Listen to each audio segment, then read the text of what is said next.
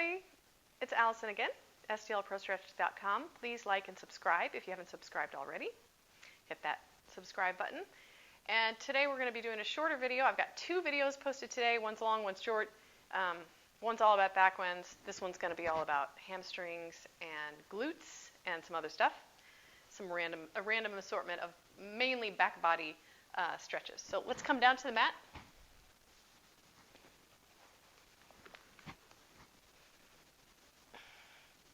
I've got my pillow here. You do not need a pillow if you don't want to use a pillow. Roll it down. Take my arms out to the side.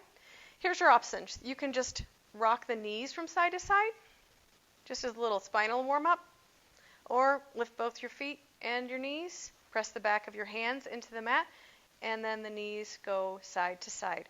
We want to do this fairly slowly, but you can do it quickly. Take it easy at first. You don't have to come all the way down to the floor. Just work within your range of motion. As usual, if anything hurts, stop doing it.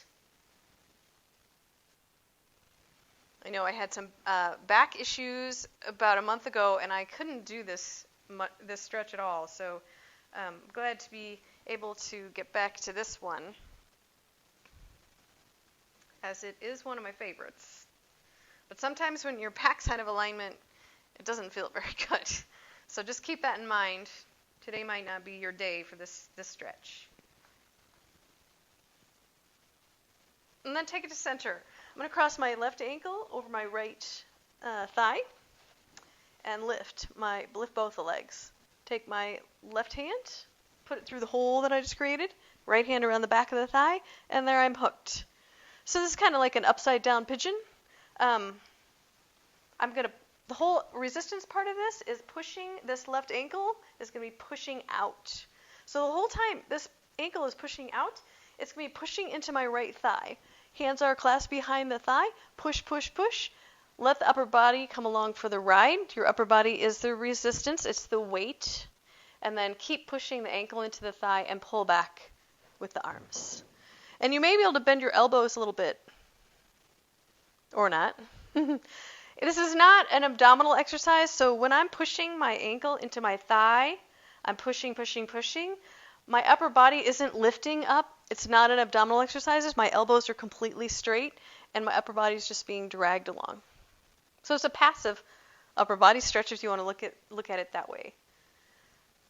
So just notice where you're feeling the stretch as you come into it, and you pull back with your elbows or your arms.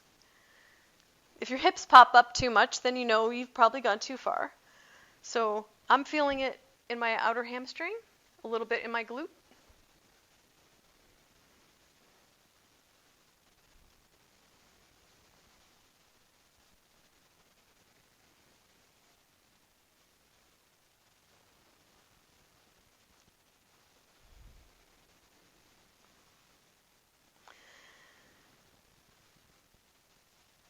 And then I'm going to take my right hand and hand palm my foot.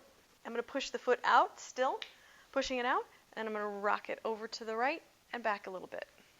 It's going to get a little bit more into the piriformis land and a little bit of TFL. TFL being kind of right on the side of your hip, and then piriformis being one of your deep 6 rotators. As I bring it over to the right, I'm kind of mentally pulling this left hip away from my head. That's going to give me a lot more good stretching in that TFL. And then we're going to switch legs. So cross the right ankle over the left knee. Lift. Right hand goes in the hole. Left hand goes around the back. Again, I am pushing my right ankle out the whole time we're doing this stretch. So this is a resistance stretch, and that means that we have to move and resist. If you want to take it as a passive stretch, that's fine. I'm not going to hold it against you, but you'll get more out of it if you do it the way I'm telling you to do it. I promise. So push the ankle into the thigh. Upper body comes along for the ride. Keep pushing into the thigh and then pull back. Push and pull.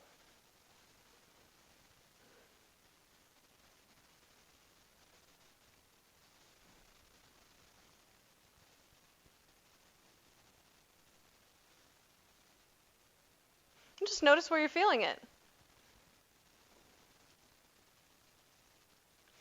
I know with the head up off the mat, it's a little bit strenuous on the front of your neck.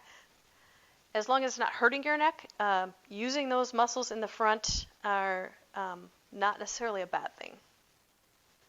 Just try to keep a neutral spine in your neck if you can, without letting it tilt back or too far forward, and you should be okay.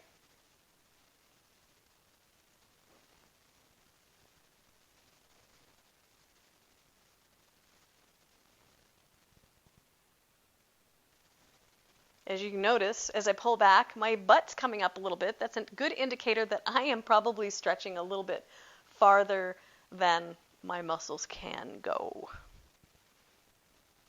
It's not going to hurt anybody, and I'm not trying to show off. Now that I've just told you that I'm cheating. All right, and then I'm going to take my left hand, plant it to the right foot. You could also use a strap. I did not tell you that, but you can. Just watch your ankle. Keep your ankle in a dorsiflex position. If your hand goes round, I'm just going to let go of this other leg. You can do whatever you want with it. And I'm pushing out with my foot, and I'm bringing it across to the left. This is a great piriformis stretch, and a little bit of the TFL. That is if you kind of pull this right hip away from your head as you're doing the stretch. We don't want to let the ankle get all sickled. So just be aware of that. Just moving it across and back.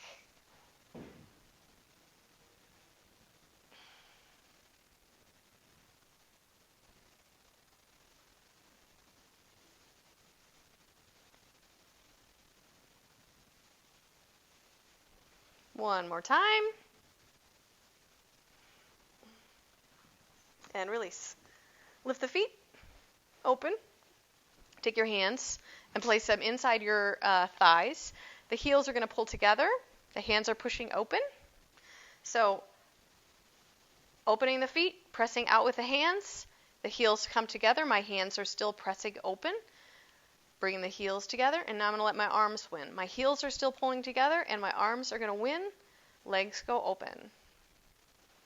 In and open.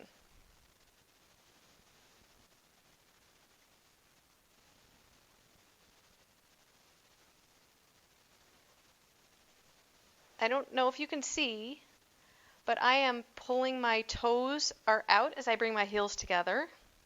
And then my toes are in as I'm opening the legs. But you can do it any way you want.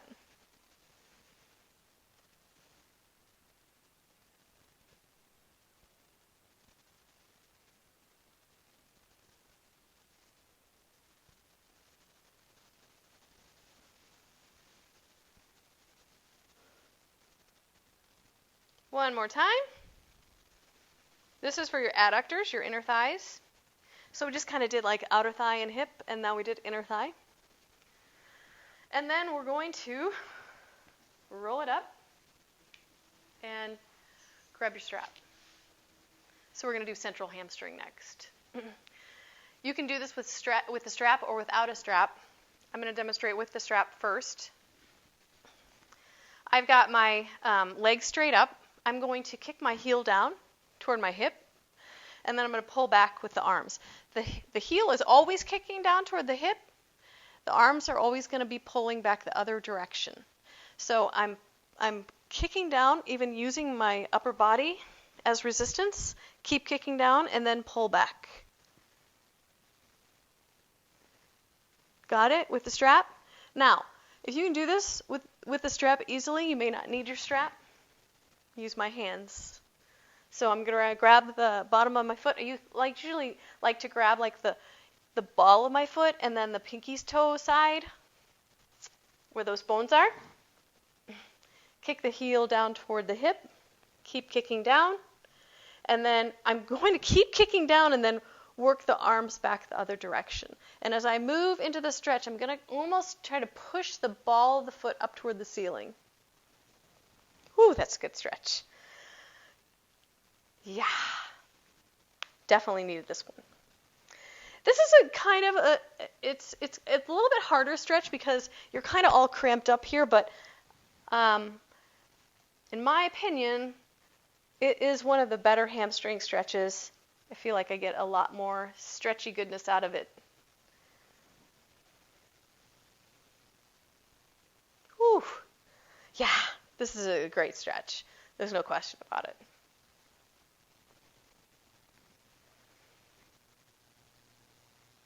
And then we'll switch legs. So, grab the bottom of the foot, or with the strap, kick the heel down, and then pull back the opposite direction. So there's always this, it's like a hamstring curl at the gym. If you ever go to the gym and do those, I know probably nobody's going to the gym now. Well, some people are. Heel down, and then pull back. We don't want to straighten the leg out because that's false sense of flexibility. We want to keep the knee in toward the chest the whole time. And again, you can use your hands, kicking down and pulling back. Whew. Yeah, good stretch. And again, as I get to the end of this stretch, I'm kind of pushing the ball of my toe up toward the ceiling. I just feel I tend to get more out of it that way, but you can feel around. And that's the beauty of these stretches, is that you can all do them a little bit differently. They don't have to be perfect. The most important thing is that you're resisting and moving and feeling the stretch. And it should be a different type of stretch than just yanking the muscle. It should feel like a warm, fiery stretch. Probably a little bit different than what you're used to with passive stretching. The muscle is contracting, and therefore it is getting warm, and we are pulling it into a lengthened position. Whew, it's a good stretch. Yeah. Much needed today. Yeah.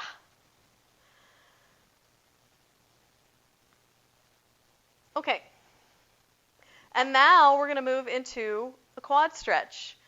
So for those of you who are not into doing the quad stretch at the wall, I have a video on the supine lateral quad stretch. Your foot is out to the side, cross the ankle over the opposite knee. I'm pushing the ankle into the knee. The knee is pushing open. So I've got those hooked, got them pressing against each other, and then I'm going to rotate the knee in and open. So this is quad stretch number 1, and you can do it this way, or we can come to the chair. I'll show you that chair stretch in just a moment, or at the wall. It's just easier for me with this video to show you with the chair, so I don't have to move the camera. If you want a deeper quad stretch, pull the ankle, the heel in toward your butt. Open, close. Good. And then switch sides. So for those of you who want to keep doing that quad stretch, go ahead.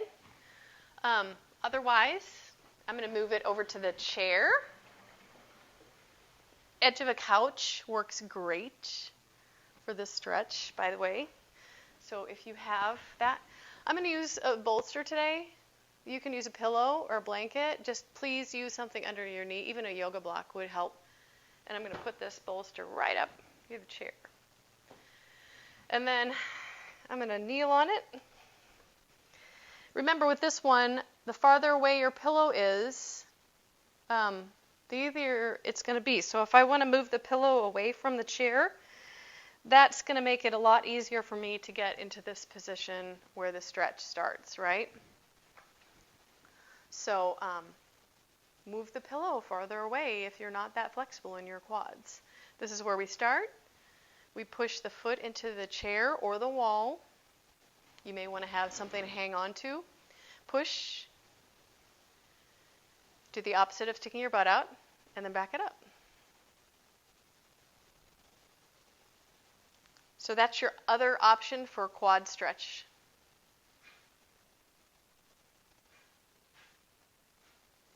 We are getting a little hip flexor stretch in here as well. So I opted to shorten it a little bit and skip the hip flexor stretch today.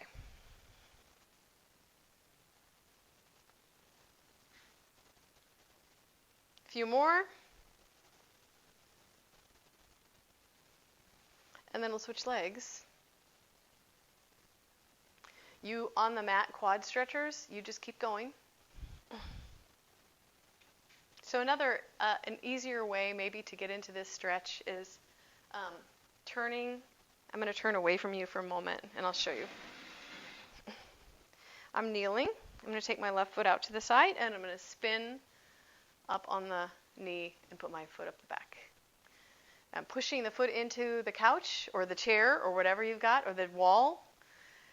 Push and then keep pushing and back it up. I'm doing the opposite of sticking my butt out. Push and back up. And that is your quad stretch.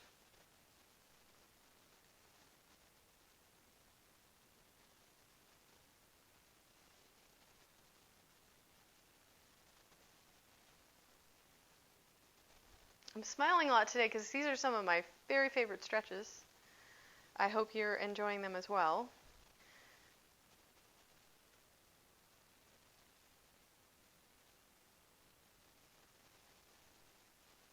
A couple more times, pushing the foot into the chair and then keep pushing and back it up. And then I'm going to move into a calf stretch.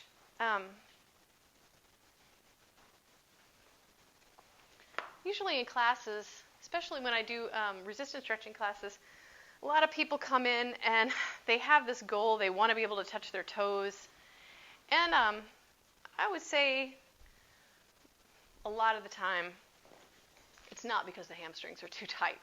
It's because the calves are too tight. So here's a kind of a fun way to stretch your calves. I'm going to roll this blanket up. You could even use your yoga mat and just roll up your yoga mat because you don't really need the mat for much. And I'm going to set it down on the mat. Move all this other stuff out of the way. I'm going to turn my chair around. It's nice to have a wall or a chair to work with this one. Some of you might be flexible enough you don't need it. You could just use some blocks. And then I'm going to put my toes, the balls of my feet on this blanket. And I'm going to reach out for my chair, tilt my tailbone up. And I want to try to create this L shape. And then I'm going to lift my heels and lower the heels. Lift and lower.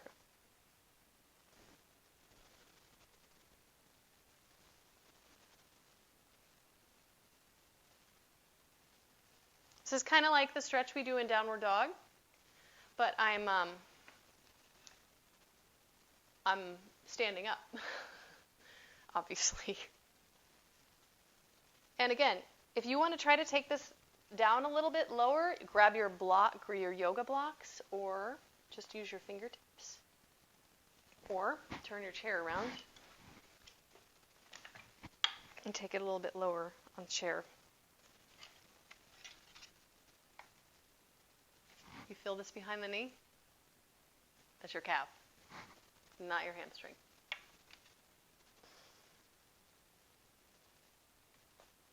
So again, you can lift and lower a few times.